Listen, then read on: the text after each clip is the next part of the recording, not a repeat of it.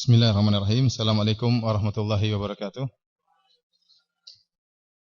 Innal hamdalillah nahmaduhu wa nasta'inuhu wa nastaghfiruhu wa natubu ilaih wa na'udzu billahi min syururi anfusina wa min sayyiati a'malina.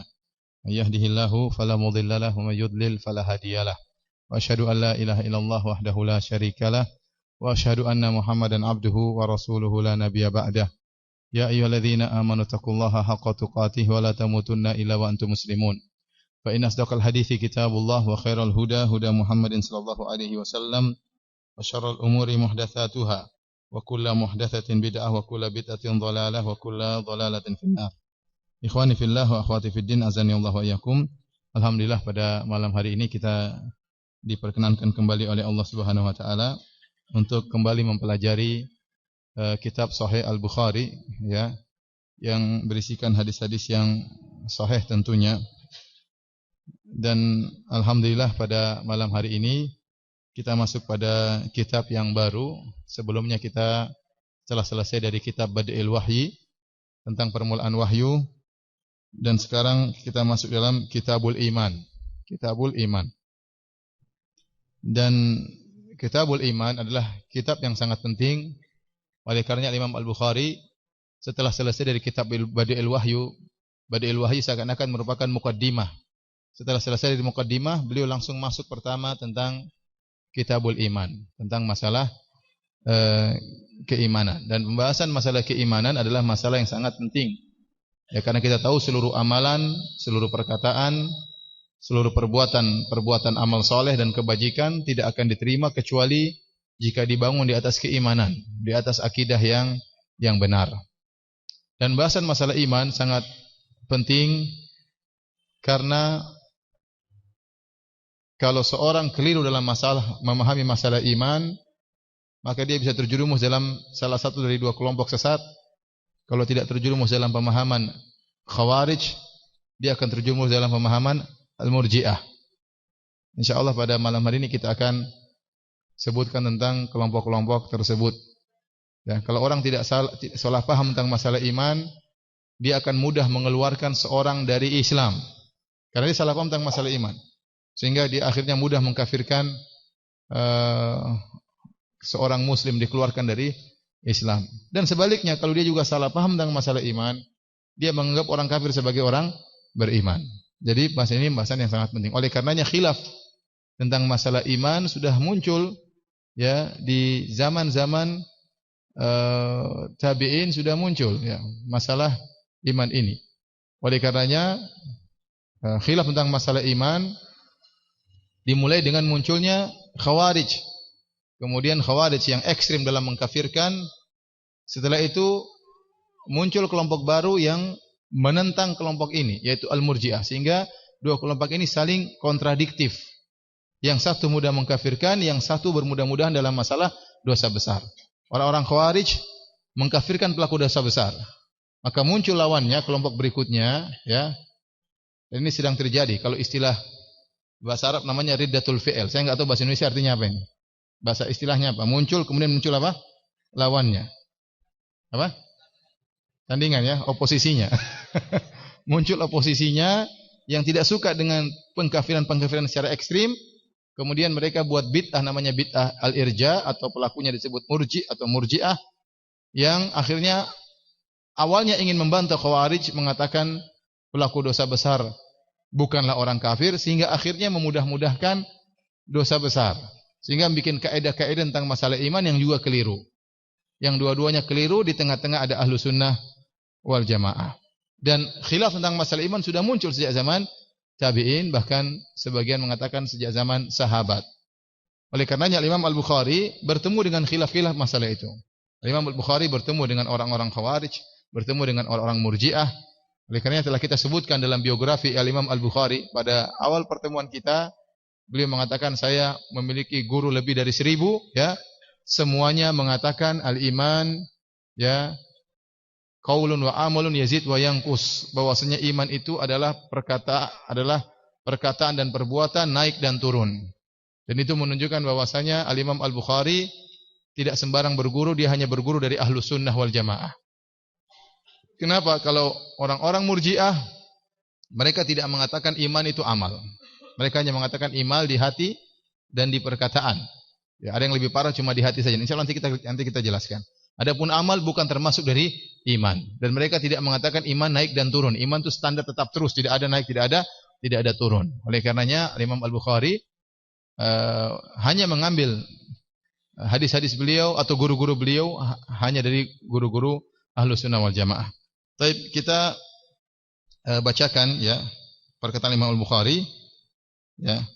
Beliau berkata, Bismillahirrahmanirrahim, Kitabul Iman. Yang pertama babul iman wa qaulin Nabi sallallahu alaihi wasallam, bab tentang keimanan dan sabda Nabi sallallahu alaihi wasallam, buniyal islamu ala khamsin. Bahwasanya Islam dibangun di atas 5 perkara ya. Dia ingin menjelaskan Islam ya iman dibangun di atas 5 perkara. 5 perkara tersebut maksudnya rukun Islam. Syahadatain yang semuanya berkaitan dengan amal. Syahadatain kemudian apa? Salat, kemudian apa? Zakat, kemudian apa? Puasa, kemudian apa? Haji. 5 ini semuanya adalah perkara yang zahir.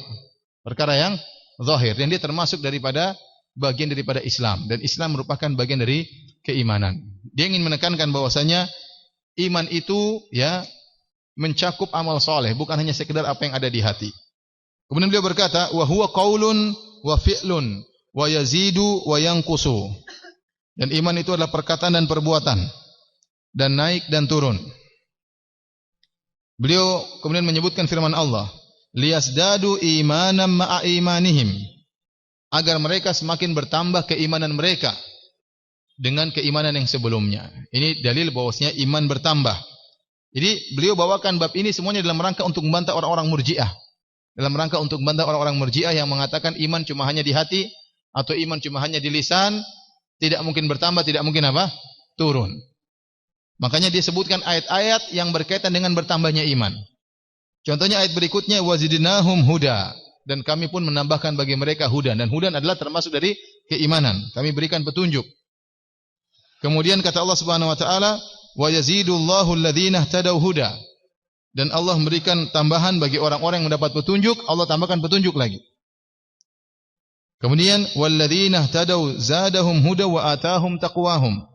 Dan orang-orang yang mendapat petunjuk ditambahkan oleh Allah petunjuk bagi mereka dan Allah berikan kepada mereka ketakwaan mereka. Di sini dia Al-Imam Al-Bukhari memfokuskan pada kalimat tambahan. Demikian juga wa yazdadal ladzina amanu imana, dan orang-orang yang beriman bertambah keimanannya. Ini berarti iman bisa bertambah. Kemudian juga firman Allah Subhanahu wa taala, ayyukum zadatu hadhi imana. Orang-orang beriman bertanya, siapa di antara kalian yang imannya bertambah dengan turunnya ayat ini?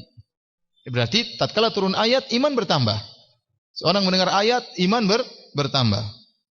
Fa ammal ladzina amanu fazadathum imana. Adapun orang-orang yang beriman, maka bertambah keimanan mereka. Dalam surat At-Taubah. Kemudian juga firman Allah Subhanahu wa taala, fakhshawhum fazadahum imana. Allah pun menambah keimanan bagi mereka. Kemudian juga Allah berfirman, wa mazadahum illa imana wa taslima, tentang kaum muslimin tatkala melihat al-ahzab ya. Falamma ra'al mu'minun al-ahzab qalu hadza ma wa'adana Allah wa rasuluhu wa hadza ma wa'ada Allah wa rasuluhu wa sadaqa Allah wa rasuluhu. Kemudian kata Allah, wa mazadahum illa imana wa taslima. Tatkala mereka melihat pasukan Ahzab sudah berkumpul, mereka berkata, telah benar Allah dan Rasulnya ya. Ini yang telah dijanjikan oleh Allah dan Rasulnya, dan telah benar Allah dan Rasulnya. Kata Allah, wa ma zadahum illa imana wa taslima.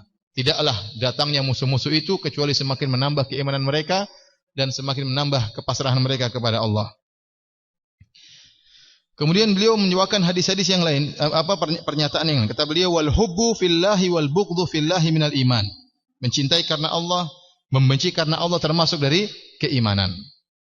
Wa kataba Umar bin Abdul Aziz ila Adi bin Adi, inna lil imani fara'idha wa syara'i'a wa hududan wa sunanan. Umar bin Abdul Aziz pernah menulis kepada salah satu pegawainya ya yang bernama Adi bin Adi. Dalam tulisan tersebut Umar bin Abdul Aziz rahimahullah berkata, inna lil imani fara'idha. Sungguhnya iman itu ada kewajiban-kewajiban, wa syara'i'a, dan juga ada syariat-syariat, wa hududan wa sunanan, Dan ada batasan-batasan dan ada sunnah-sunnah. Ini dalil bahwasanya iman itu luas menurut Umar bin Abdul Aziz. Kewajiban-kewajiban itu ada amalan atau tidak? Ada amalan. Ada salat juga kewajiban, puasa juga kewajiban, ya. Ada syariat-syariat. Syariat-syariat juga banyak berkaitan dengan amalan. Demikian juga had-had dan juga sunan-sunnah. Kemudian kata Umar bin Abdul Aziz, "Faman istakmalaha istakmalal iman." Barang siapa yang menyempurnakan syariat dan kewajiban-kewajiban, maka sempurnalah imannya. Berarti iman bisa bertambah. Semakin dia banyak beramal saleh, imannya bertambah dan semakin apa? Sempurna.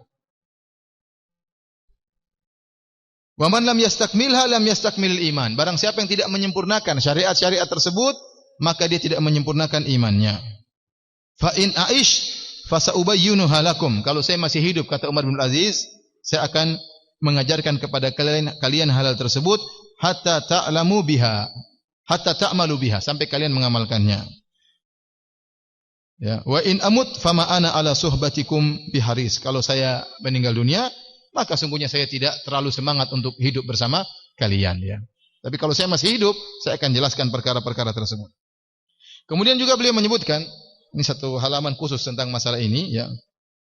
Riwayat dari Ibrahim atau perkataan Nabi Ibrahim alaihissalam waktu Nabi Ibrahim mengatakan, Rabbi arini kaifa tuhyil mauta. Ya Rabbku, tunjukkanlah kepadaku bagaimana kau menghidupkan yang sudah mati. Allah berfirman, qala awalam tu'min, apa kau tidak beriman? Kata Ibrahim alaihissalam, qala bala walakin liyatma'inna qalbi. Saya beriman ya Allah, tetapi agar semakin tentram hatiku. Berarti supaya apa? Supaya meningkat apa? Keimanannya. Ya. Nabi Ibrahim alaihissalam sudah beriman kepada Allah atau tidak? Sudah beriman. Tetapi dia ingin melihat bagaimana Allah menghidupkan yang mati supaya apa? Supaya semakin bertambah apa? Imannya. Berarti iman di hati pun bisa bertambah. Kemudian berkata Mu'adz, ijlis bina nu'minu sa'ah. Duduklah bersama kami, kita beriman sesaat. Maksudnya apa? Duduklah bersama kami, kita beriman sesaat. Maksudnya kita tambah keimanan kita. Bukan setelah sesaat kita kafir, tidak. Kita sekarang sudah beriman, tapi kita ingin duduk bareng, berbicara tentang ayat-ayat Allah, supaya bertambah keimanan kita. Kemudian juga Ibnu Mas'ud berkata, al-yaqin al-imanu kulluhu. Bahwasanya keyakinan adalah seluruhnya keimanan. Keyakinan seluruhnya adalah keimanan. Dan kita tahu keyakinan bertingkat-tingkat. Ada orang yang yakinnya sangat yakin, dan ada orang yakinnya kurang. Kalau ada yang kasih kabar kepada kita satu orang, kita percaya orang ini thiqah, terpercaya. Kemudian ada 2 orang, ada 100 orang kasih kabar, kita semakin yakin atau tidak? Semakin yakin. Kita lihat langsung terjadi, tambah keyakinan atau tidak? Tambah keyakinan. Ternyata keyakinan bisa bertambah-tambah dan seluruhnya adalah iman. Kemudian kata Ibnu Umar, la yablughul abdu haqiqata taqwa hatta yada'a ma haka fi sadr. Seorang hamba tidak akan mencapai hakikat takwa, hakikat daripada ketakwaan, sampai dia meninggalkan segala perkara yang meragukan di hatinya, yang mengganjal di hatinya. Kalau ada ragu, dia tinggalkan. Ini menunjukkan baru dia bisa mencapai hakikat ketakwaan. Berarti dia mencapai kesempurnaan keimanan. Ini semua dalil didatangkan oleh Imam Al-Bukhari untuk menunjukkan iman itu bisa bertambah. Mungkin antum heran, ngapain Imam Bukhari bawa dalil sebanyak ini? Imam Bukhari dulu berhadapan dengan orang-orang ahlul bid'ah yang menganggap iman tidak bisa bertambah. Kalau kita mungkin tidak berhadapan dengan orang tersebut, ya.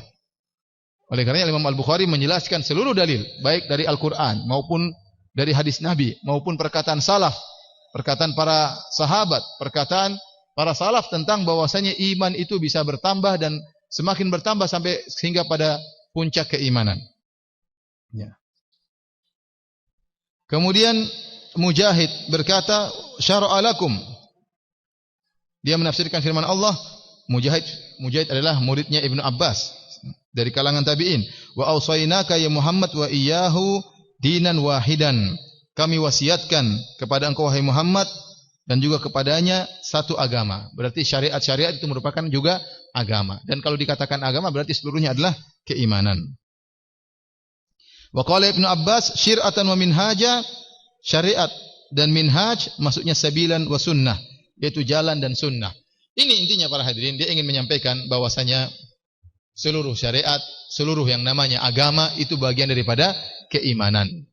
Barang siapa yang semakin menjalankan bentuk agama, apakah zikir, apakah perbuatan tubuh, maka akan semakin bertambah imannya. Jadi iman bukan cuma yang ada di hati, sebagaimana pemahaman orang-orang Murji'ah. Ya.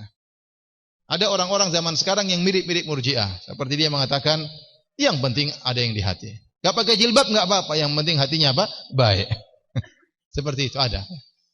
Ente gak sholat gak apa-apa, yang penting hati kita beriman, yang penting iling. Ini sebenarnya nyerempet-nyerempet dengan pemahaman apa? Murji'ah. Ya. Dalam Islam, dalam akidah Ahlussunnah, iman itu mencakup keyakinan, perkataan, perbuatan, bertambah dan berkurang. Baik, maka pada kesempatan kali ini saya akan menjelaskan tentang masalah keimanan, dan saya harap ikhwan dan akhwat bersabar karena ini juga perkara yang sangat penting supaya antum tidak terjerumus dalam pemahaman Khawarij dan tidak terjerumus dalam pemahaman apa? Al-Murji'ah. Kita sering dengar itu Khawarij, ini Murji'ah, ini Murji'ah. Maksudnya apa? Ya. Ya. Kita harus mengerti apa maksudnya dan kita berusaha menjauhi bid'ah-bid'ah yang berbahaya tersebut. Baik. Baik, ikhwani fillah azani Allah wa iyyakum. Al-iman ya. Menurut ahlu sunnah adalah i'tiqad bil jinan wa qaulun bil lisan wa amalun bil jawarih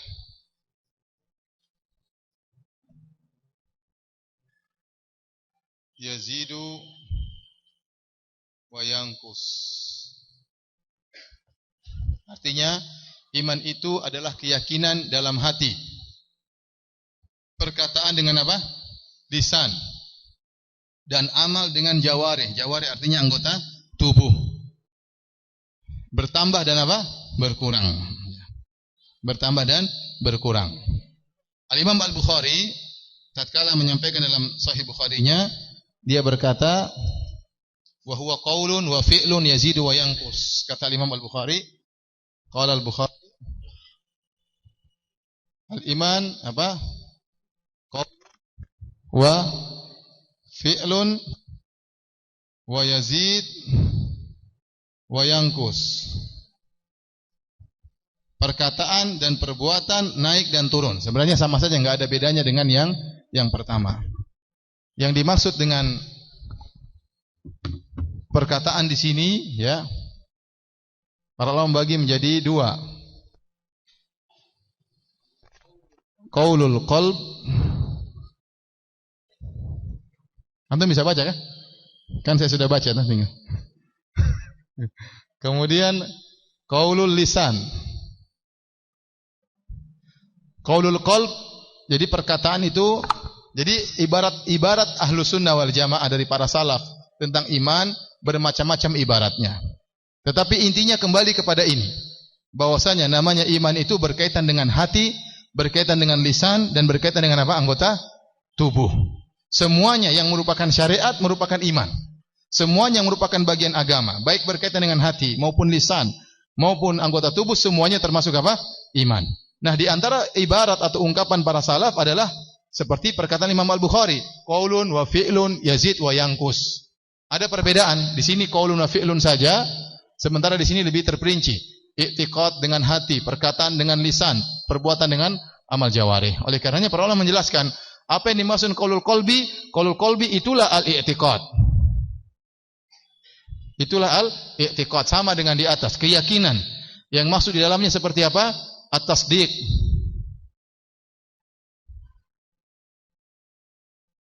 At-tasdiq maksudnya apa? Membenarkan. Membenarkan. Di antaranya adalah wal ma'rifah. Al-ma'rifah artinya apa? Ilmu atau mengetahui.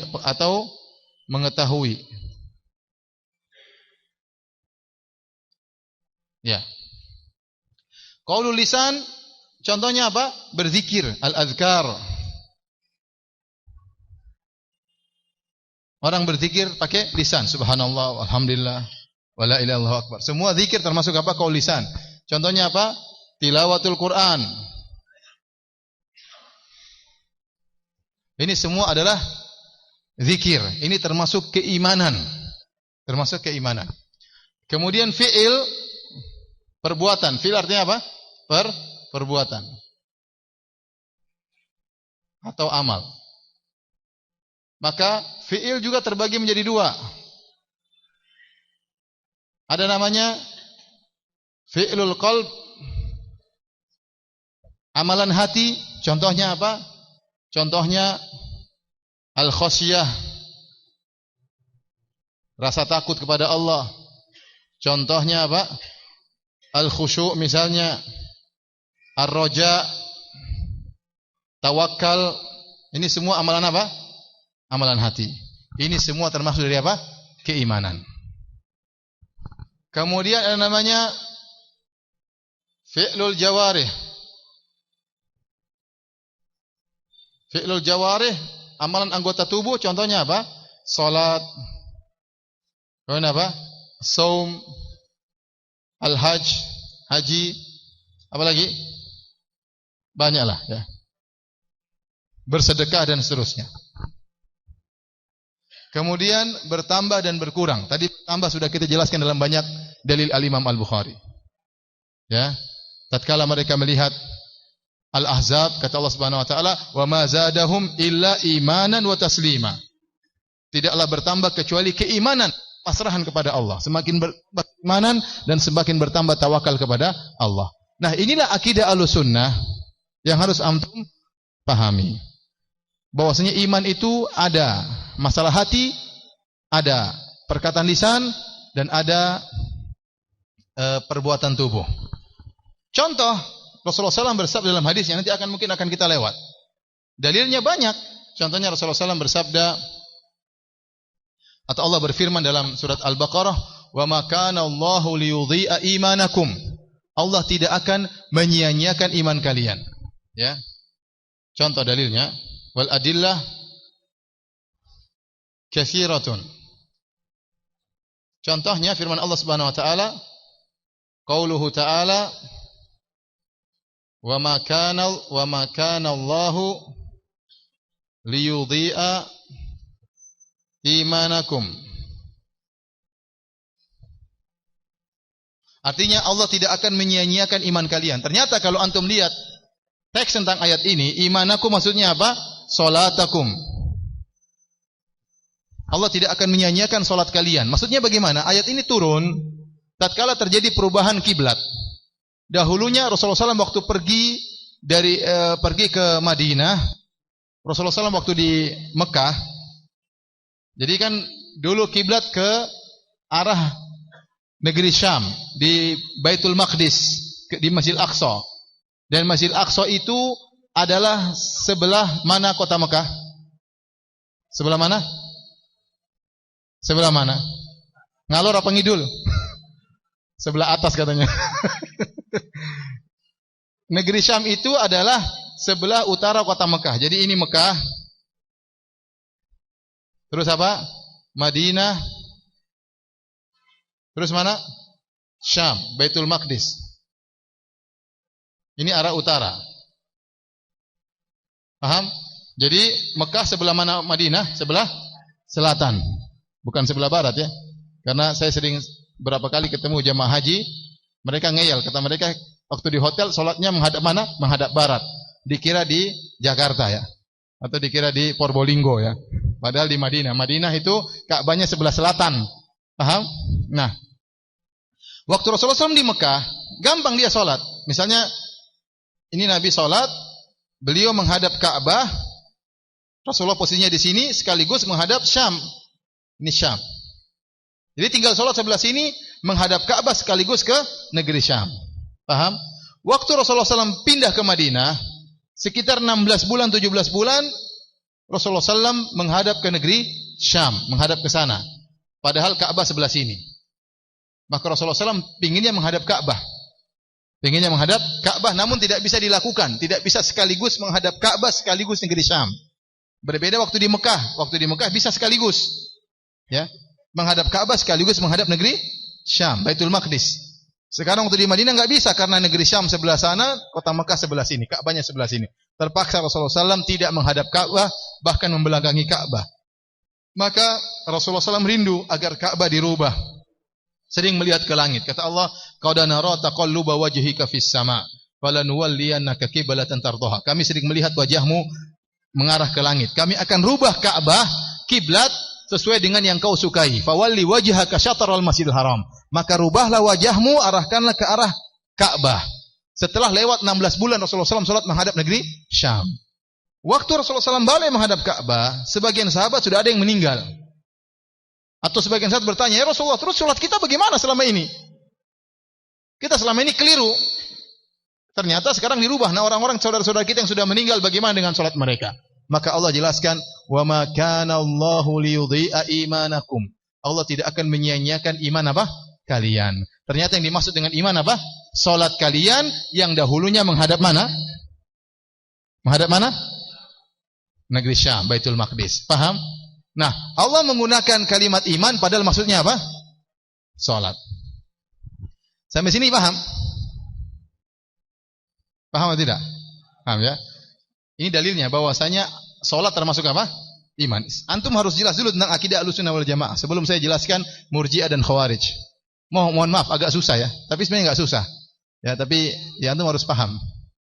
Kalau antum enggak paham nanti jadi Khawarij ya. Hati-hati. Baik. Dalil yang sederhana firman hadis Nabi sallallahu alaihi wasallam, al-iman bid'un wa sab'una syu'bah a'laha qaulu la ilaha illallah wa adnaha imatatul adha 'anit tariq wal haya'u syu'batun min syu'abil iman. Artinya iman itu 70 sekian cabang. Iman itu bid'un wa sab'una syu'bah, 70 sekian cabang. A'laha yang paling tinggi dari cabang-cabangnya perkataan la ilaha illallah. Yang paling rendah adnaha, yang paling rendah imatatul adza anit thariq, menghilangkan gangguan dari jalan.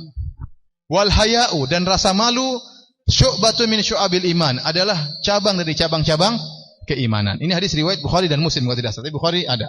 Baik. Dalam hadis ini Rasulullah SAW menggabungkan 3 rukun iman. Masalah hati, masalah perkataan dan masalah perbuatan. Contoh yang pertama, yang paling tinggi apa? La ilaha illallah. Ini apa? Perkataan, perbuatan atau di hati? Perkataan. Ini berarti apa? Qaulun. Paham? Ini qaulun. Wa adnaha imatatul adza anit thariq, yang paling rendah menghilangkan gangguan dari jalan. Perkataan, perbuatan atau hati? Perbuatan. Berarti apa? Fi'lun atau amalun. Paham? Rasa malu bagian daripada iman. Rasa malu apa? Hati kan? Hati. Apa namanya? Qalbun atau amalul qalb. Paham? Ini menunjukkan ternyata iman menurut Nabi SAW mencakup apa yang di hati, mencakup apa yang diucapkan, dan mencakup apa yang diperbuat. Antum sudah paham ini semua? Baik. Nah,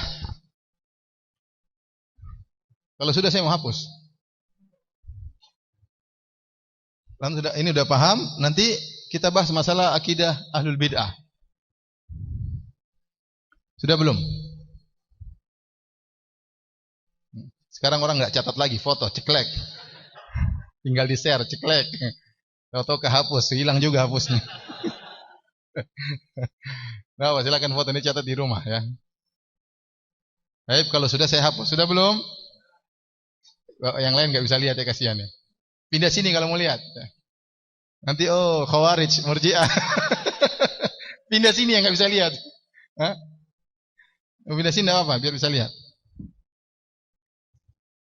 Ya, saya ulangi secara sederhana. Iman adalah keyakinan di hati, perkataan di lisan, amal dengan perbuatan, bertambah dan berkurang. Barang siapa yang meyakini iman seperti ini, kharaja minal irja kullihi, maka dia telah selamat dari pemikiran Murji'ah secara total. Ya, secara total dia tidak akan terkena perkataan Murji'ah sama sekali. Dan ini adalah pernyataan para salaf. Pernyataan para salaf dinukil oleh Al-Imam Bukhari dalam sahihnya. Nah, ungkapan tentang iman bermacam-macam. Di antaranya yang dinukil oleh Imam Bukhari, qaulun wa fi'lun yazid wa yanqus. Perkataan, perbuatan bertambah dan berkurang. Telah kita jelaskan, perkataan maksudnya i'tiqad, tasdik wal ma'rifah, membenarkan, mengetahui. Perkataan lisan seperti zikir, tilawatul Quran. Perbuatan bisa jadi perbuatan hati, misalnya khusyuk, khosyah, takut, berharap, tawakal kepada Allah, malu, rasa malu tadi kan termasuk di sini. Kemudian perbuatan contohnya salat, puasa, haji. Ya. Dalilnya bahwasanya amal termasuk daripada iman, firman Allah wa ma kana Allah liyudhi'a imanakum. Allah tidak akan menyia-nyiakan iman kalian. Padahal maksud Allah iman sini tadi apa? Salat menghadap Baitul Maqdis. Paham? Baik. Di antara dalilnya adalah hadis yang sahih bahwasanya iman 70 sekian cabang, yang paling tinggi la ilaha illallah, itu perkataan lisan. Yang paling rendah menghilangkan gangguan dari jalan, ini perbuatan, dan rasa malu adalah bagian daripada keimanan. Baik. Kita lanjutkan ikhwani fillah, azanallahu yakum ya. Saya hapus deh.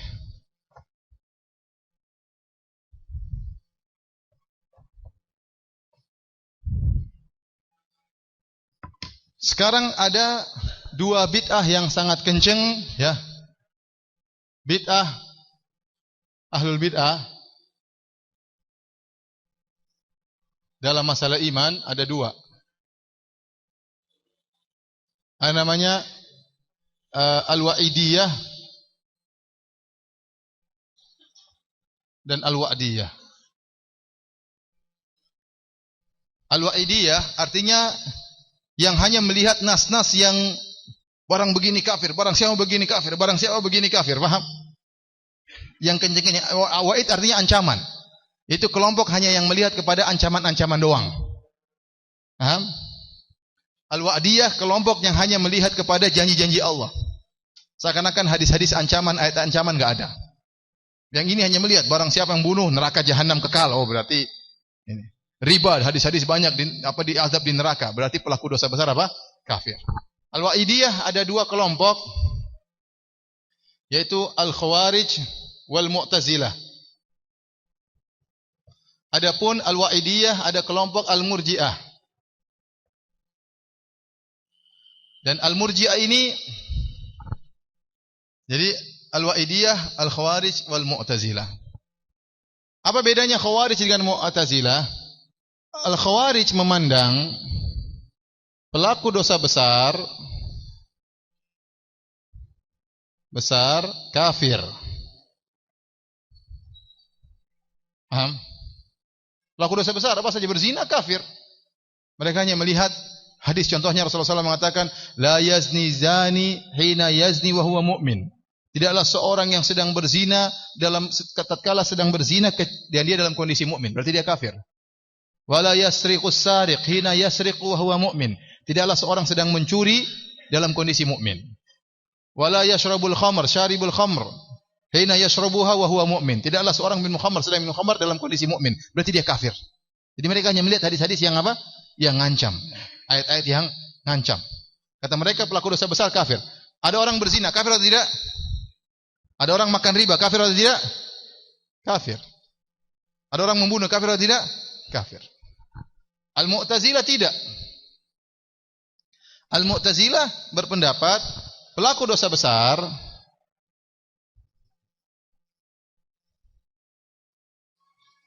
itu sama dengan apa? Fasik. Bukan mukmin. Kata dia, fil manzilah baina al-manzilatain. Maksudnya apa? Berada di salah satu di antara dua tempat. Kata dia, mukmin itu tidak ada kecuali seorang itu di dunia ini, tidak ada kecuali dua. Mukmin atau kafir. Ini menurut Khawarij. Seorang itu kalau enggak mukmin ya kafir. Paham? Mu'tazilah bilang tidak, ada satu di tengah-tengah. Namanya apa? Fasik. Dia orang mukmin, oh bukan orang Islam dia, bukan orang mukmin. Orang kafir enggak, dia di tengah-tengah. Bukan orang muslim, bukan. Orang kafir enggak juga. Terus mana? Fasik. Terus dia ini nasibnya gimana di akhirat? Nasibnya sama, kekal di neraka.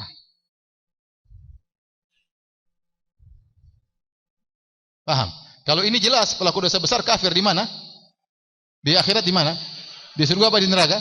Di neraka. Kekal apa bisa keluar? Orang kafir di neraka kekal atau bisa keluar? Kekal. Sampai sini paham? Saya ragu ya. Baik. Ya.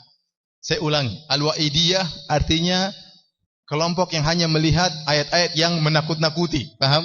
Hadis-hadis yang menakut-nakuti, hadis-hadis ancaman. Al-Wa'id artinya ancaman. Gara-gara hanya melihat sebagian dalil, ingat Ahlus Sunnah melihat semua dalil.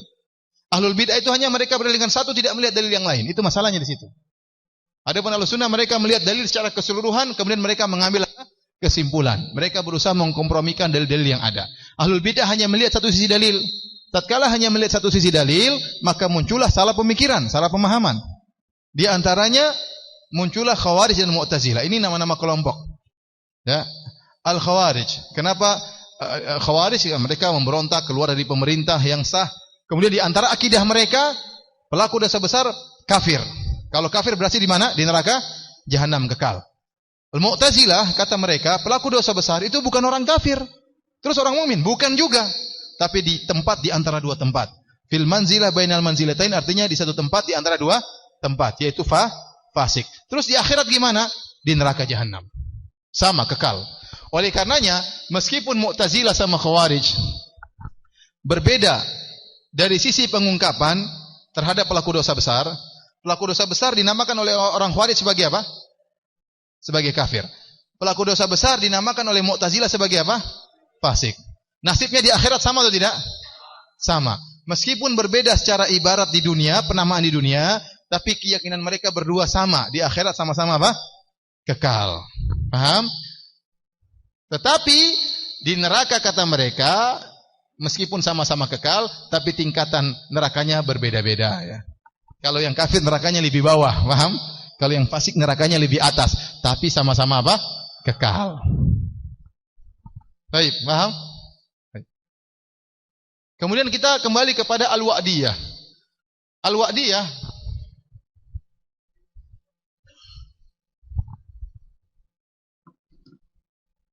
Al-Wa'diyah itu kelompok yang hanya melihat kepada janji-janji. Janji-janji. Kalau ini apa? Ancaman. Ayat-ayat ancaman, hadis-hadis ancaman. Kalau ini sebaliknya, ya, janji-janji aja. Dalam hadis Rasulullah SAW ditanya, "Ya Rasulullah, ada seorang begini, ya, dia mukmin." Kata kemudian ditanya kepada Nabi, "Wa in sarak wa in zana," meskipun dia berzina, meskipun dia mencuri, iya, dia mukmin atau dia muslim. Ya.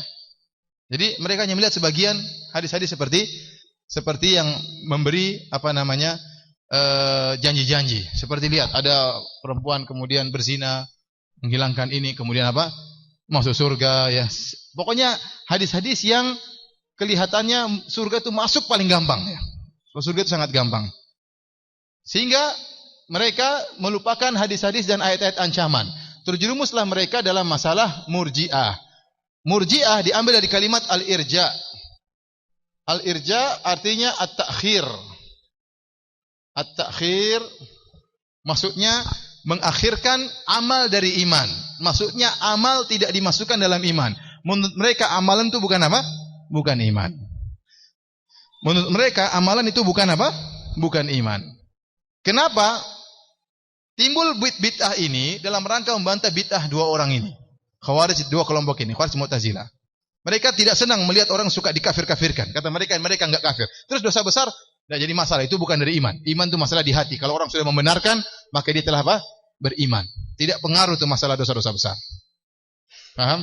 Maka timbullah bid'ah yang merupakan oposisi dari Khawarij dan Mu'tazilah disebut dengan bid'ah apa? Al-Murji'ah. Diambil dari kalimat al-irja'. Al-irja' artinya mengeluarkan amal dari iman. Mengeluarkan amal dari iman. Ya. Contoh dalil mereka, contohnya kata mereka Allah berfirman, "Innal ladzina amanu wa amilus solihat." Kata mereka, lihat, Allah berfirman, sungguhnya orang-orang yang beriman dan beramal soleh. Berarti Allah bedakan antara iman dengan amal soleh. Kata mereka demikian. Iman beda, amal soleh apa? Beda. Padahal para ulama menjelaskan, justru Allah menyebutkan amal soleh secara khusus, itu adalah bab penyebutan khusus setelah umum. Penyebutan apa? Zikrul khas ba'dal am. Menyebutkan yang khusus setelah umum. Kenapa? Karena pentingnya khusus ini. Misalnya saya mengatakan, telah datang peserta pengajian dan juga Muhammad telah datang. Padahal Muhammad anggota peserta, paham? Kenapa saya khususkan penyebutan Muhammad? Karena Muhammad ini orang penting, atau dia pintar atau yang lain. Dia termasuk dari anggota pengajian atau tidak? Termasuk dari anggota pengajian.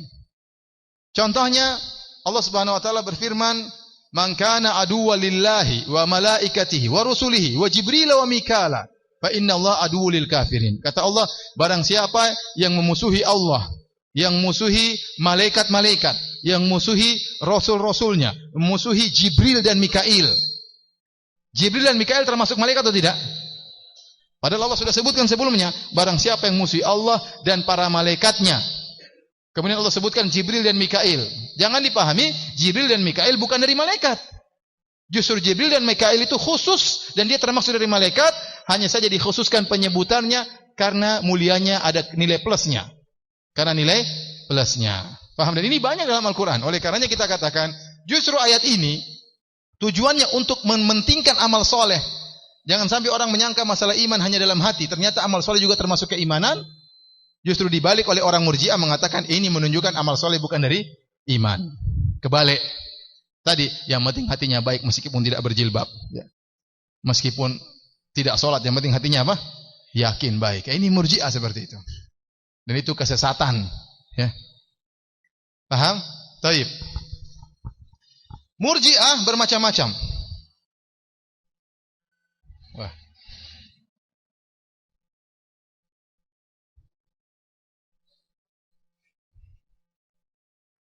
Susahkah begini ya? Hah? Murji'ah, ini apa? Kelompok-kelompok Murji'ah.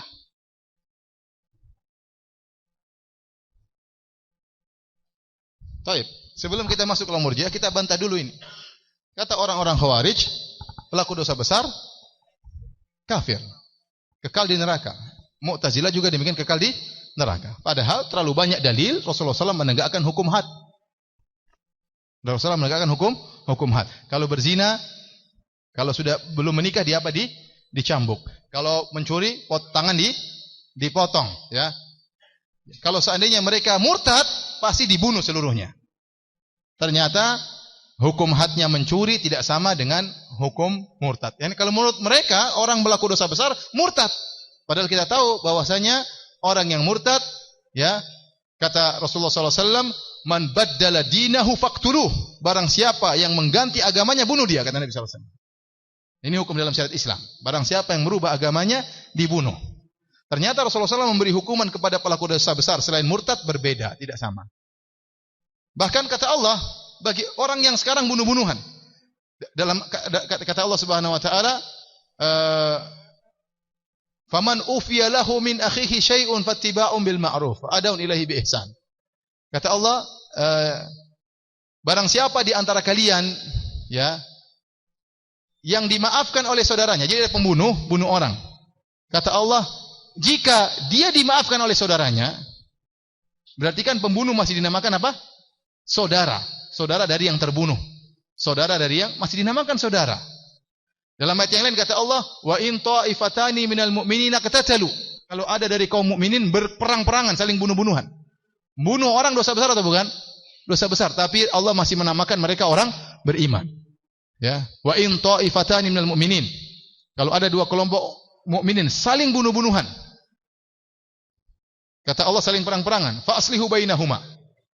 Damaikanlah di antara keduanya. Kemudian kata Allah, innamal mu'minuna ikhwah. Ayat selanjutnya dalam surat Al-Hujurat. Sungguhnya orang-orang beriman itu saling bersaudara. Ternyata mereka yang berperang ini saling bunuh-bunuhan masih dinamakan sebagai orang beriman. Sementara menurut Khawarij kafir. Paham? Ya. Kemudian juga ya seperti kata Rasulullah sallallahu alaihi wasallam, "Idzal taqal muslimani bisayfayhima fal qatil wal maqtulu finnar. Jika bertemu dua orang muslim dengan kedua pedangnya, saling bunuh-bunuhan, maka yang terbunuh maupun yang membunuh sama-sama di neraka. Sahabat bertanya, "Ya Rasulullah, hadzal maqtul, hadzal qatil, fama balul maqtul?" Ya Rasulullah, kalau yang membunuh masuk neraka sudah jelas. Kenapa yang terbunuh juga masuk neraka? Kata Rasulullah SAW, "Innahu kana harisan ala qatli sahibihi." Yang terbunuh tadi juga mau bunuh, tapi sudah kedahuluan. Tapi Nabi menamakan dua orang ini, dua orang muslim. Faham? Kata Nabi, "Idzal taqal musliman." Berarti kalau orang saling bunuh-bunuhan, melakukan dosa besar, dia masih muslim, dia belum kafir. Dia masih punya la ilaha illallah. Dari sini kita tahu tidak bermudah-mudahan kita kafirkan orang. Ya. Ini pezina kafir, ini kafir semuanya. Mudah sekali mengkafirkan orang. Sekarang menggeret kepada pemerintah. Ini anggota DPR semuanya kafir, anggota MPR semuanya kafir. Bahkan yang jualan es di anggota di kantor DPR juga kafir. Ada orang seperti itu, mengerikan. Sampai yang lebih parah, orang yang nyoblos kafir. Ada yang seperti itu, ikut pemilu apa? Kafir katanya. Kenapa mendukung demokrasi? Macam-macam. Makanya masalah pengkafiran ini hati-hati, jangan sembarang. Jangan sembarang. Kita sebutkan pada pertemuan lalu, Heraklius. Heraklius beriman kepada Nabi atau tidak? Beriman kepada Nabi. Tapi dia tidak masuk Islam gara-gara takut singgasananya ditinggalkan oleh rakyatnya. Itu pun, itu masih khilaf di kalangan para ulama. Heraklius ini kafir atau tidak masih khilaf. Padahal dia tidak pernah menyatakan masuk. Kata sebagian ulama, mungkin dia menyatakan masuk Islam, tapi dia tidak berani karena banyak orang semuanya pengikutnya, dia takut. Ada yang mengatakan dia kafir. Itu pun masih apa? Khilaf. Sekarang orang mudah-mudah sekali mengkafirkan. Kita tidak boleh mengkafirkan seorang kecuali dia melakukan pembatal keimanan yang benar-benar jelas, kemudian kita tegakkan hujah. Kalau dia sudah masih ngeyel, baru bisa kita kafirkan.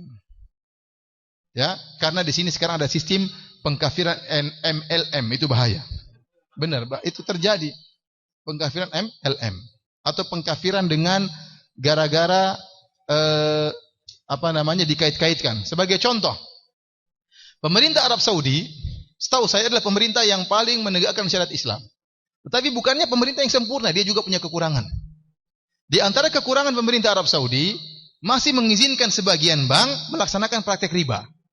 Ini terjadi. Ada sebagian bank melaksanakan praktek apa? Riba. Nah, muncul orang-orang takfirin mengatakan Raja Fahad kafir, raja ini kafir, sejak Raja Fahad, Raja Abdullah apalagi kafir. Kenapa kafir? Karena mereka mengizinkan dibukanya bank riba di Arab Saudi. Terus kenapa kalau diizinkan? Nah, kalau diizinkan itu berarti menghalalkan riba. Kalau menghalalkan riba berarti menghalalkan apa yang diharamkan oleh Allah, dan menghalalkan apa yang diharamkan oleh Allah itu berarti kafir. Orang dengar pertama, oh ya benar juga ya. Tidak mungkin Raja Fahad membolehkan bank ribawi kecuali karena dia menghalalkan apa? Riba, dan menghalalkan riba hukumnya apa? Kafir. Namun ternyata tidak demikian.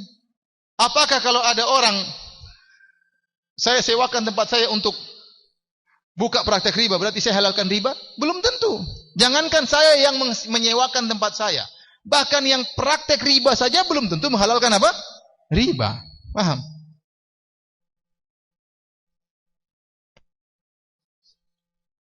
Oh, sudah Isya.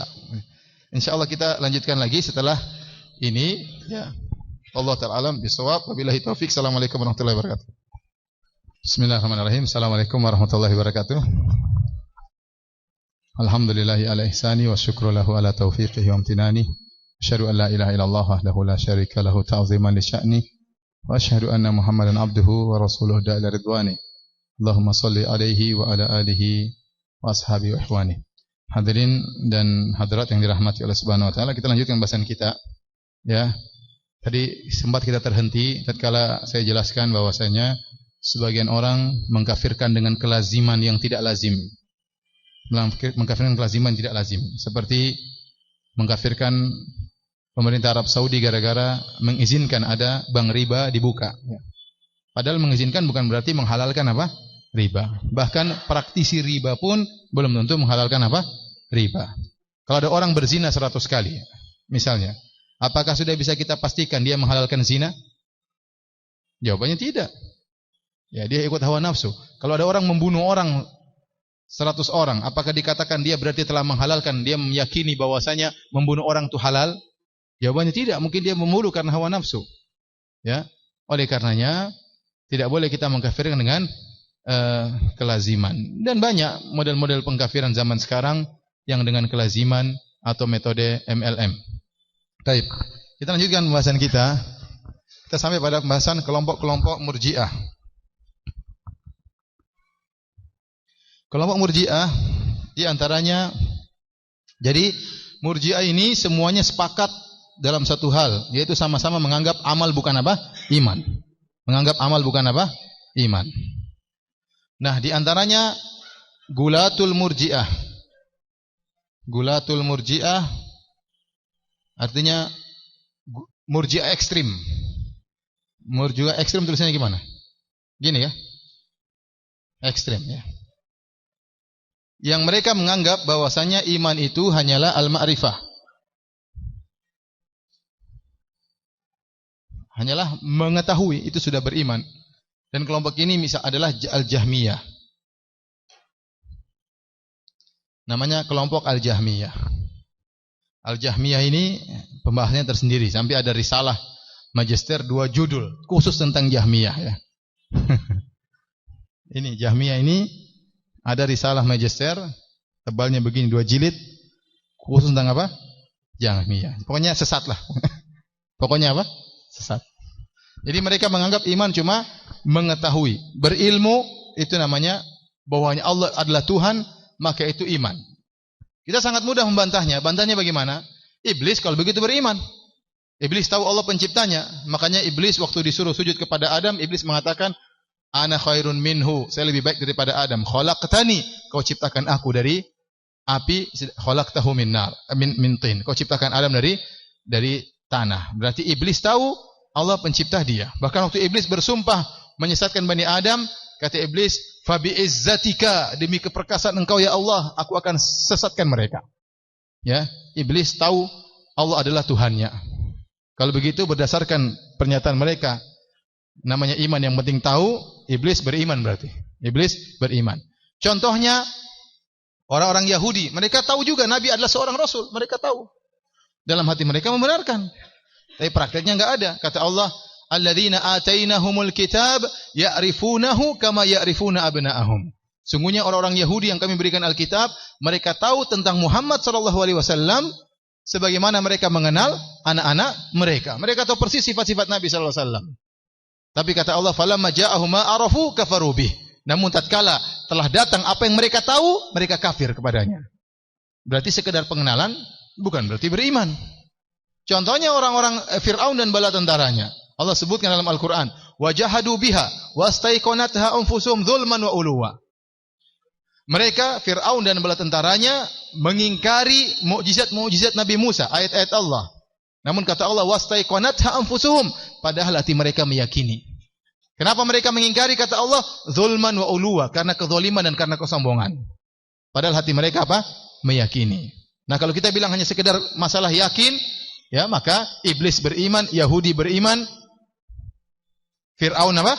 Beriman. Makanya Musa berkata, laqad alimta ma anzala haula'i illa rabbus samawati wal ardi basair. Wa inni la adhunnuka ya Fir'aun masbura. Kata Nabi Musa kepada Fir'aun, sungguh aku tahu, sungguh kau telah tahu. Laqad alimta, sungguh Fir'aun kau sungguh-sungguh tahu.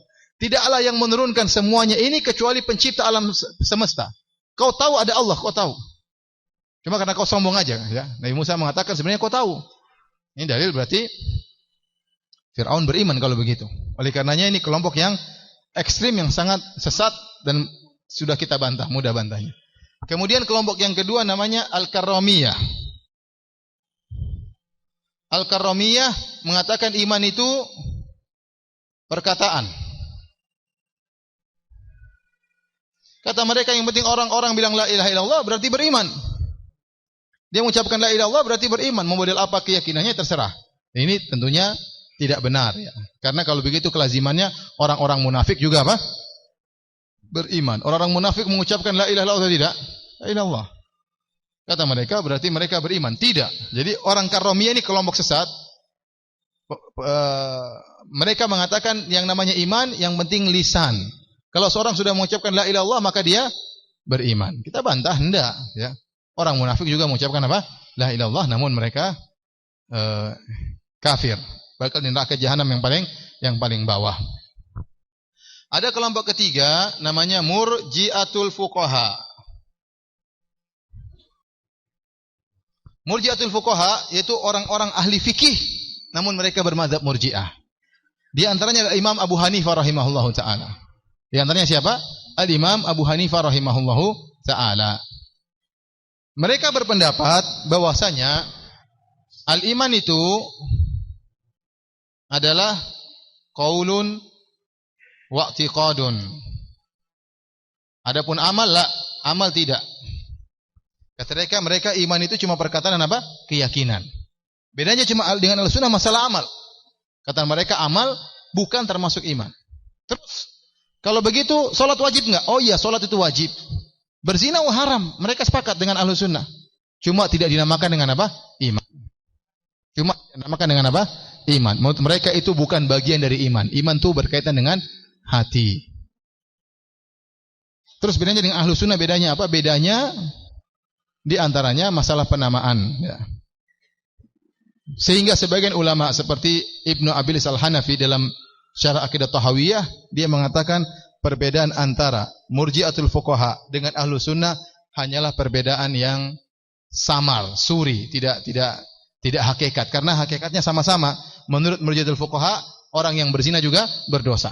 Yang melakukan sholat juga dapat berpahala. Tetapi sholat itu bukan iman kata mereka. Iman itu masalah cuma di hati. Masanya panjang. Ini saya cuma sekilas saja. Ya, nanti antum tambah mumet ya. Sekarang aja udah mumet, apalagi dipanjang-panjangin. Baik. Sampai sini kira-kira sudah ada gambaran? Gambarannya. Jadi intinya Murji'ah itu mengeluarkan amal dari apa? Iman. Paham? Ya. Baik. Terakhir kita bahas ya. Apa syubhatnya orang-orang Murji'ah? Ada metode pemikiran mereka. Sini aja ya. Syubhat semua Murji'ah, syubhat ahlul bid'ah.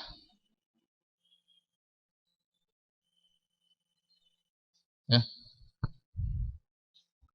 Ada yang pertama iman satu kesatuan.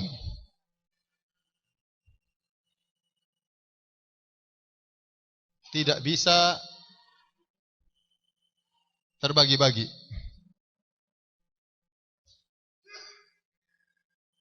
Ada istilah mereka idza dhahaba ba'dhuhu dhahaba kulluhu. Ya artinya jika hilang sebagian hilang seluruhnya.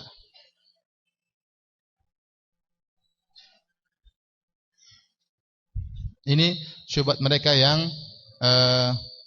paling utama. Jadi kata mereka, iman itu satu kesatuan, enggak mungkin terbagi-bagi. Ibarat mereka seperti angka 10. Angka 10 kalau diambil 1 bukan angka 10 lagi. Jadi angka berapa? 9. Sudah berubah namanya. Iman seperti itu, enggak bisa terbagi-bagi.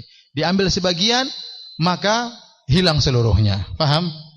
Ini syubhat mereka. Menurut mereka iman itu satu kesatuan.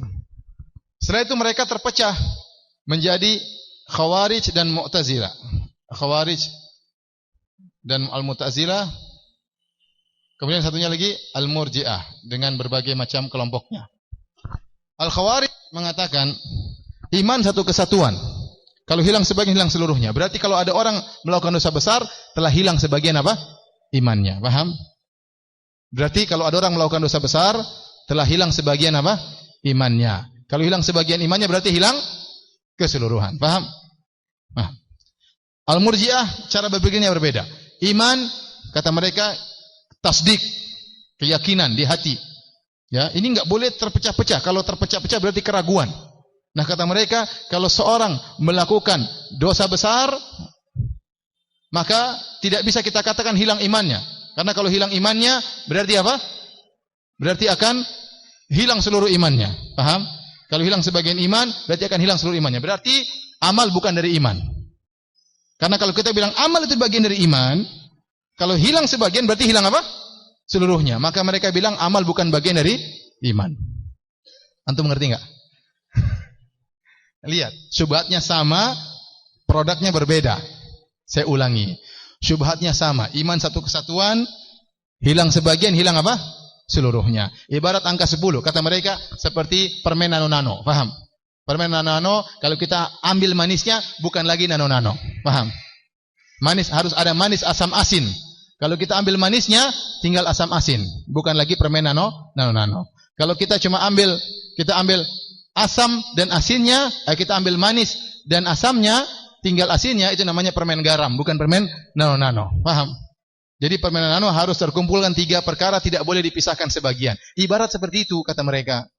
Oleh karenanya, kalau orang melakukan dosa besar, sekarang kita praktekkan, orang melakukan dosa besar. Menurut Khawarij, amal termasuk iman. Khawarij mirip dengan Ahlus Sunnah. Jadi Khawarij dan Mu'tazilah sama dengan Ahlus Sunnah, mengatakan bahwasanya amal termasuk apa? Iman. Sama. Tapi menurut mereka, kalau amal hilang, iman hilang sebagian, hilang seluruhnya. Berarti pelaku dosa besar hilang sebagian sebagian iman, amal hilang karena dia melakukan dosa besar, berarti hilang seluruh imannya, berarti kafir. Adapun Murji'ah, berarti orang melakukan dosa besar, ya, telah hilang sebagian amalnya, enggak jadi masalah, kata mereka. Yang penting di hati. Berarti amal bukan termasuk apa? Iman. Paham kira-kira? Paham? Baik. Ini syubhat yang paling penting. Ya, syubhat yang paling penting.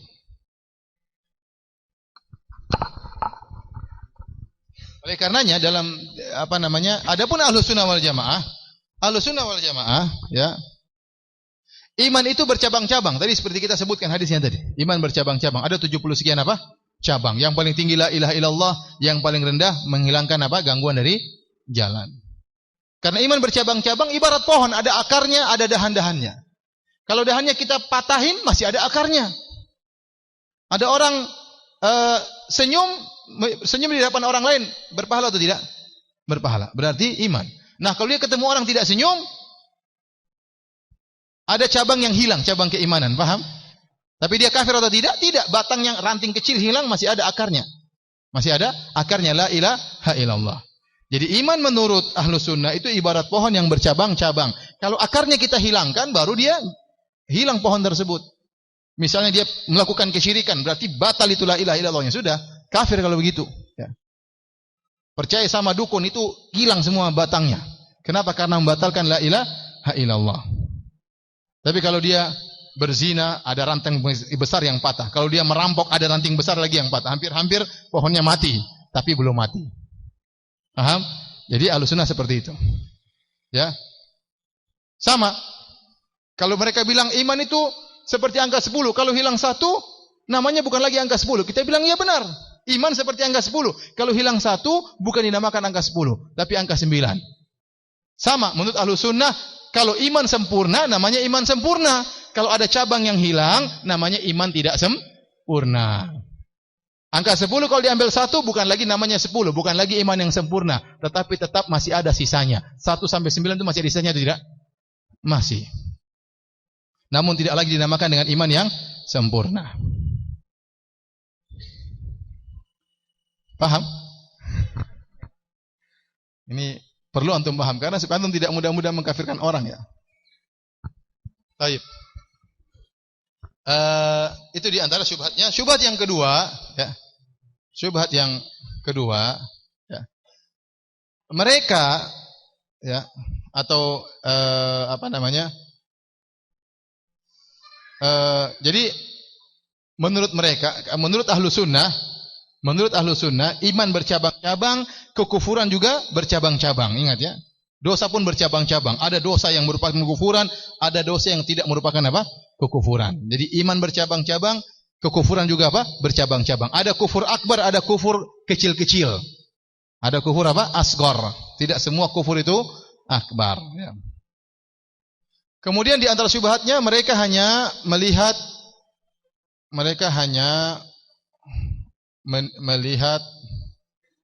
sebagian dalil. dalil dan meninggalkan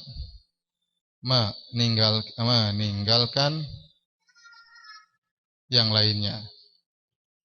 Ini tadi sudah saya jelaskan. Ya. Seperti Al-Wa'idiyah, Khawarij dan Mu'tazilah hanya melihat dalil-dalil yang sangar, ancaman-ancaman. Adapun Murji'ah hanya melihat dalil-dalil yang memberi janji dan janji. Ahlussunnah menggabungkan apa? Keduanya. Adapun bagaimana metode penggabungannya ini panjang lagi pembahasannya. Panjang lagi pembahasannya. Kemudian, syubhat mereka juga yang ketiga. Dari sini mereka mengatakan tidak mungkin tergabungkan antara iman dan kemaksiatan. Ahlus sunnah bilang bisa bergabung antara iman dengan kemaksiatan. Khawarij mengatakan kalau melakukan maksiat dosa besar sudah imannya. Enggak mungkin kita bilang seorang mukmin kurang imannya. Ya. Mereka bilang kalau enggak mukmin kafir. Kalau enggak mukmin apa? Kafir. Ahlus sunnah mengatakan pelaku dosa besar mukminun naqisul iman. Ahlus sunnah menamakan pelaku dosa besar seorang yang beriman. Dia masih punya la ilaha illallah, masih punya akarnya. Tetapi apa? Naqisul iman. Imannya kurang karena banyak dahan yang patah. Paham? Menurut orang-orang Khawarij itu orang kafir. Tidak mungkin bergabung iman dengan apa? Dengan kekufuran atau iman dengan kemaksiatan. Tapi hadirin dan hadirat yang dirahmati Allah Subhanahu wa taala, kira-kira ini dulu yang bisa kita sampaikan. Ya, saya khawatir antum tambah hang nanti ya. Ini sudah cukup. Ya, buat antum hang ya. Mudah-mudahan antum paham. Yang belum tidak catat silakan di foto ya. Silakan di foto ya. Semoga antum paham ya. Baik. Demikian saja ikhwani fillah. Kalau ada yang bertanya, saya persilakan.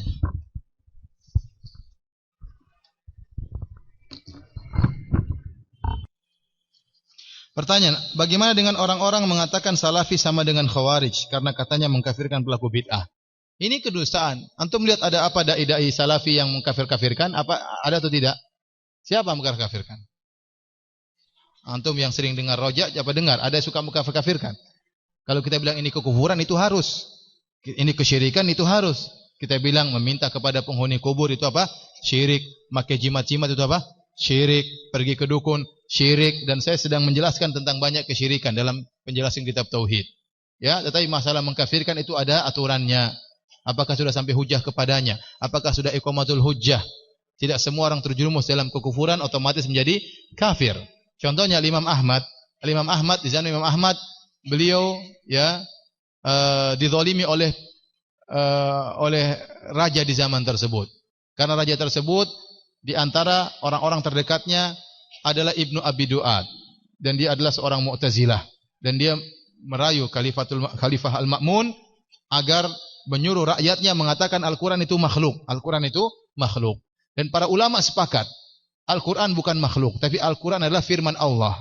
Dan mereka berkata, barang siapa yang mengatakan Al-Quran itu makhluk, faqad kafar. Imam Ahmad mengatakan demikian. Man qala anna Al-Qur'ana makhluk faqad kafar. Barang siapa mengatakan Al-Quran itu makhluk, maka dia telah kafir. Tapi Imam Ahmad tidak pernah mengkafirkan Al-Ma'mun, sang raja tatkala itu. Karena dia tahu ini raja orang awam, tidak ngerti, kena syubhat. Nah, ini menunjukkan tidak semua orang terjerumus dalam kekufuran, maka dia apa? Kafir. Ya. Tapi kalau menjelaskan ini kekufuran, ini kesyirikan, kita jelaskan. Wajib kita jelaskan. Mau orang mau ngomong apa, terserah. Tapi bukan berarti kita bilang, ini syirik, kalau ada yang terjerumus, berarti kita bilang musyrikin, harus dipenggal lehernya, ditumpahkan darahnya, dan macam-macamnya. Dirampas hartanya. Enggak. Siapa yang pernah demikian? Tidak ada dai salafi seperti itu. Oleh karenanya mereka, yang sebagian mereka menyebarkan kedustaan. Menyebarkan kedustaan. Bahwasanya kita suka mengkafirkan apa? Orang-orang. Dari mana dalilnya? Kalau kita jelaskan ini bid'ah, bukan berarti kita mengkafirkan. Kalau kita menjelaskan ini syirik, bukan berarti kita menyatakan dia musyrikin. Ini perlu pembahasan yang selanjutnya ya. Kita yang sering menyampaikan salat, ya kita salat imam siapa saja kita bolehkan atau tidak. Kalau saya mengkafir-kafiran orang, saya bilang jangan salat di sembarang masjid. Jangan salat kalau imamnya kalau antum enggak kenal. Mana saya pernah bilang demikian? Salat dimanapun, mau imamnya mau kunut mau enggak terserah. Ya. Ya kalau imamnya dukun ya jangan salat sama dia. Itu jelas kalau dukun ngapain salat sama dukun. Ini kedustaan yang dipaksa-paksakan. Dusta apa? Seperti menggambarkan bahwasanya orang-orang ahlu sunnah salaf itu ya mengkafirkan orang, haus darah, suka membunuh. Ini kedustaan besar. Ente mau tahu salaf itu di mana? Di Arab Saudi. Itu kebanyakan ulama salafi. Apakah jemaah haji kalau ke sana jemaah umrah ketakutan mau dibunuh, dirampas hartanya? Pada ketakutan atau tidak? Lebih takut mungkin di tanah air daripada di sana. Banyak orang ketemu saya, Ustaz, saya di sini tenang sekali. Nanti udah pulang udah gemetaran, banyak tagihan. Pas umroh tenang, tentram. Terus gimana? Mana katanya haus darah, bunuh sana, bunuh sini. Jadi mereka sudah wallahu alam kehabisan argumen sehingga dengan berdusta itu yang paling menyedihkan. Ya. Kalau apa namanya ingin berdialog, dialog yang benar, jangan sampai pakai apa kedustaan. Jangan sampai pakai kedustaan.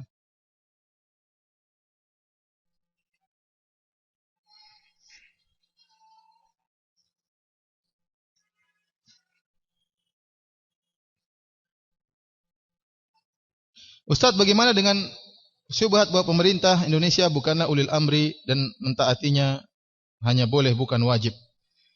Saya sudah jelaskan masalah ini bahwasanya ya Allah berfirman ati Allah ati Rasulullah ulil amri minkum, taatlah kepada Allah dan Rasulnya dan taat kepada ulil amri minkum, taat kepada ulil amri yaitu yang mengatur urusan kalian. Yang disebut ulil amri yaitu penguasa yang mengatur urusan kaum muslimin. Makanya dikatakan ulil amri, pengatur urusan kaum muslimin. Adapun imam-imam yang hanya kecil-kecil seperti imamnya LDII misalnya, imamnya Islam Jamaah, imamnya NII, itu mereka bukan pengatur urusan kaum muslimin.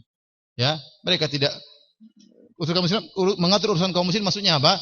Masalah Idul Fitri mereka atur, masalah haji mereka atur, kalau ada musuh datang mereka yang lawan, masalah pengatur lalu lintas mereka yang atur, masalah pernikahan mereka yang atur, itu namanya pengurus urusan kaum muslimin, pengatur urusan kaum muslimin. Nah, kapan seorang kemudian menjadi pemimpin? Menjadi pemimpin ada cara yang syar'i. Seperti semua orang setuju mengangkat dia sebagai pemimpin dengan ijma' seperti terjadi pada Abu Bakar. Pertama para sahabat khilaf, kemudian mereka sepakat mengangkat Abu Bakar menjadi apa? Pemimpin. Atau dengan cara kedua istikhlaf, menunjuk pemimpin yang mau meninggal, nunjuk yang setelahnya. Seperti Abu Bakar menunjuk siapa? Umar. Atau dengan mengambil beberapa orang disuruh dipilih di antara salah satu dari orang-orang tersebut. Seperti Umar. Umar ketika meninggal mengangkat 6 orang, kemudian dipilih salah satunya. Ini di antara cara-cara yang syar'i. Ada cara yang tidak syar'i seperti at-taghallub, kudeta. Kudeta itu tidak syar'i. Tetapi menurut para ulama, seandainya ada pemimpin yang sudah berhasil berkudeta, menjatuhkan pemimpin yang ada, kemudian dia jadi pemimpin dan dia memegang kekuasaan, maka wajib taat kepada dia meskipun caranya tidak syar'i. Kenapa? Karena Islam memandang kepada maslahat. Dia sudah terlanjur jadi pemimpin, terus mau diapain? Mau perang lagi, mau habis lagi, pembunuhan, mau terjadi tumpahan darah lagi. Ya sudah, meskipun dia menjadi pemimpin dengan cara yang zalim, toh dia sudah megang kekuasaan, maka tetap harus diakui sebagai pemimpin. Yang penting dia memegang apa? Kekuasaan. Dan ini disepakati oleh para ulama. Cara metode yang tidak syar'i dengan taghallub, yaitu dengan kudeta, tatkala sudah sampai pada puncak kepemimpinan, dia memegang aturan seluruhnya, maka tetap diangkat sebagai apa? Pemimpin yang sah. Meskipun caranya tidak syar'i. Paham? Di antara cara tidak syar'i menurut yang kita pelajari adalah dengan cara demokrasi. Karena dalam Islam suara terbanyak bukan kebenaran. Cara Islam bukan suara yang terbanyak bukan kebenaran. Ya. Namun tatkala dia sudah menjadi pemimpin dengan cara demokrasi, tetap saja kita akui dia sebagai pemimpin. Toh dia yang mengatur dan memberi apa? Keputusan. Oleh karenanya datang dalam hadis-hadis Rasulullah SAW melarang seorang memberontak, ya. Jadi kudeta tidak boleh. Kudeta tidak boleh. Cara tidak syar'i, ya. Tetapi saya katakan tadi, seandainya dengan kudeta akhirnya jadi pemimpin, toh harus kita taat kepada dia. Tapi untuk melakukan kudeta tersebut dilarang oleh Nabi SAW dalam banyak hadis. Di antaranya Rasulullah SAW mengatakan, "Syira'u a'immatikum alladzina tal'anunahum wa yal'anunakum." Seburuk-buruk pemimpin kalian yaitu yang kalian laknati mereka dan mereka melaknati kalian. Kita tiap hari laknati pemimpin juga tiap hari laknat ini rakyat kurang ajar, terlaknat rakyatku dan seterusnya. Alladzina yad'una 'alaikum wa tad'una 'alaihim. Yaitu pemimpin yang mendoakan kecelakaan bagi kalian dan kalian juga mendoakan kalian kecelakaan bagi mereka. Jadi rakyatnya salat, berdoa, ya Allah mampuskanlah presiden saya. Presiden juga salat, ya Allah mampuskan rakyat saya. Jadi saling apa? Berdoa. Ini pemimpin yang buruk. Waktu para sahabat mendengar hadis ini, para sahabat mengatakan, "Afala nunabidhum bisayf?" Ya Rasulullah, apakah kita perangi mereka? Kita angkat senjata untuk kudeta, membunuh dia dan seterusnya. Kata Rasulullah SAW, illa antarau fihim kufran buwahan indakum fihi minallahi burhan. Tidak boleh, kata Nabi, sampai kalian melihat kekufuran yang nyata dilakukan oleh pemimpin tersebut. Jadi kalau belum kafir tidak boleh. Ya ikhwan, kita harus tunduk kepada dalil. Kalau Nabi larang, kita nurut ya. Kalau Nabi larang, kita apa? Nurut ya. Dan kita mengambil pelajaran betapa banyak. Bukan saya katakan setiap kudeta gagal. Bukan saya katakan setiap pemberontakan gagal. Tapi kebanyakannya adalah kegagalan. Kalaupun berhasil, maka kondisi yang datang lebih buruk. Contoh, di mana? Di Suriah. Waktu terjadi kezaliman yang luar biasa oleh Presiden Bashar Assad, ya. Orang-orang sudah emosi. Mereka bertanya kepada para ulama kibar di Arab Saudi, tidak ada yang berfatwa untuk boleh memberontak. Timbul dai-dai yang kroco-kroco, bilang berontak, ayo ngamuk. Apa yang terjadi? Sudah 1 juta mungkin orang meninggal dunia. Wanita diperkosa. Negara hancur-hancuran, anak-anak terlantarkan, harus terusir ke negara lain, ditolak dan macam-macamnya. Ya, kalau ada orang datang sama antum jadi ustadz misalnya, Ustadz, saya tinggal di Suriah Ustadz, saya ini pemimpin rakyat Suriah Ustadz, saya mau memberontak terhadap Bashar Assad. Terus akibatnya apa? Akibatnya ya mungkin nanti mati 500.000 orang. Kira-kira antum fatwanya apa? Boleh atau tidak? Boleh atau tidak? Tidaklah. Siapa yang mau tanggung jawab dengan ratusan ribu orang meninggal? Oleh karena sebagian dai-dai yang keroco tersebut di Arab Saudi sekarang diam. Mereka tahu akibat fatwa mereka bahaya. Oleh karena kita jangan semangat tapi kita tidak perhitungan. Lihat Libya. Libya zalim. Ya. Gaddafi dulu zalim. Teman-teman saya cerita bagaimana kezaliman yang mereka dapatkan. Sampai teman saya cerita kalau kita sholat 5 waktu di masjid yang sama ditangkepin. Kenapa? Ada intelnya. Ini orang terlalu alim, tangkepin aja. Bahaya terlalu alim. Sampai teman saya cerita dia sedang berjalan menuju masjid, tahu-tahu ada patroli lewat, langsung dia lemparkan tubuhnya, lompat ke tempat semak-semak, belukar badannya penuh duri, supaya tidak kena sorotan senternya, akhirnya ditangkap. Tiba-tiba ada perintah seluruh yang jenggot tangkepin. Kadang-kadang ada perintah seluruh yang cingkrangan tangkepin. Begitu di sana dulu. Sampai teman saya cerita, sampai teman saya ketakutan kalau ada orang jangan cerita-cerita kalau saya di sini. Mereka pada ketakutan. Akhirnya rakyat tidak sabar. Memberontak dan seterusnya. Akhirnya apa yang terjadi sekarang?